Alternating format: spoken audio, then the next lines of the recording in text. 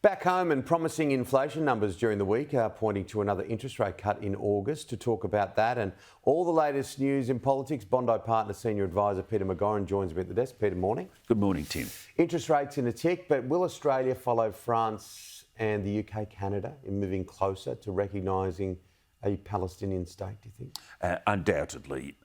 Prime Minister Albanese is approaching in a very considered, careful way, but that's going to be the end result.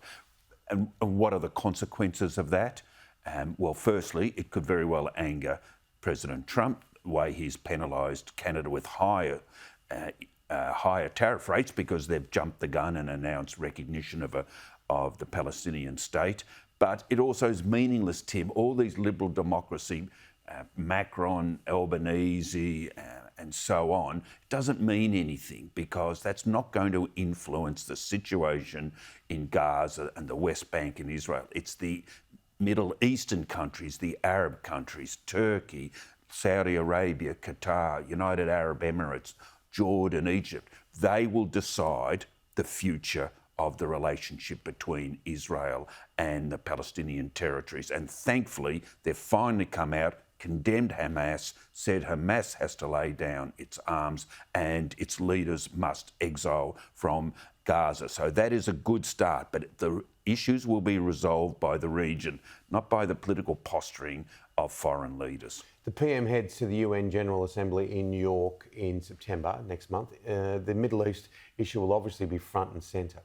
Unquestionably, but the humanitarian crisis in Gaza has to be resolved before then. It's grim, isn't it? Those pictures, we've seen the US envoy there this morning. Yeah, it's shocking, and Trump and the US are stepping in directly. All the pressure on Prime Minister Netanyahu and the Israeli government from Europe is not working, but the Americans will shift them. So I think there'll be an improvement, at least in the food supply to Gaza population before then.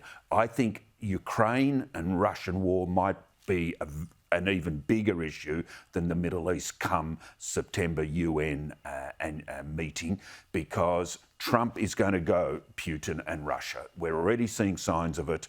There's only two countries that are keeping the Russian economy afloat, China and India, because they buy oil from Russia in defiance of the sanctions. Trump's going to stop that. He is going to finally put the pressure on Putin.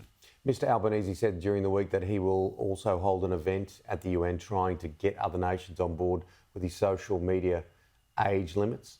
Yep. Great thing to do. Australia's leading the world in this. It's still very controversial, and the social media companies, Google and Meta, are fighting back. They're undermining confidence in the Australian policy in Washington. President Trump's, it's on his radar, but not dominant yet. But he thinks that could be a trade barrier to American companies. So the more that Prime Minister Albanese in Australia can enlist other countries by educating them and informing us as to what we're doing, the better. A lot of people thought when the RBA met last time that interest rates would be cut. They didn't.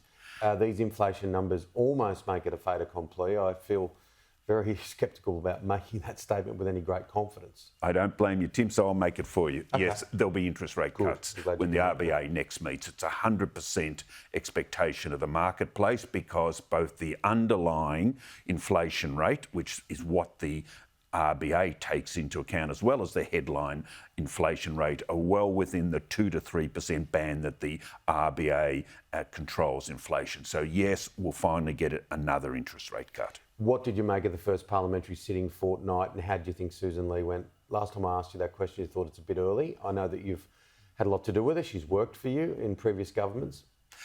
She did well personally, but she was undermined all around her by the Nationals, particularly Barnaby Joyce and Michael McCormack, the two former Deputy Prime Ministers, grandstanding on the abolition of the net zero target for 2050. Don't get me wrong, Tim, that is an absurd target. It will never happen, and most rational people know it. But there's a way to manage this within the discipline of the consideration of both parties, Liberal and Nationals, whereas Barnaby and Michael just want to score political points for their own party, and that has created significant problems for Susan Lee and the Liberals in managing it. They'll get to abolish net zero, but that's not good enough for the grandstanders. Yeah, and there's a few of them about. Undoubtedly. Peter, good to see you. Good, Tim.